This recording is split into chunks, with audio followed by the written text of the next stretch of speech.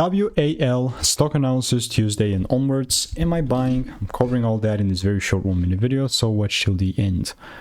Look, I've made more videos than anyone else in the space, with the most we've documented with 39,000 videos, so I've seen what's making me money and what's not, even particularly with Western Alliance Bancorporation. Still melting.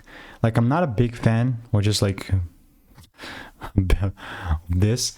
I'm trying to be kind of not nice, but unless the price starts shifting with a full candle close above 77 bucks, which is not that far, then I'm not bullish, you know. Technically it's a bearish range, so keeping an eye with bearish bias. So I will continue to keep you updated, and if you want to make more money trading in a simple lean way, click the first link in the description. It's a free newsletter. There's really nothing else that I would try and add or force in particular here. So see you in the next one. Goodbye and enjoy. See you.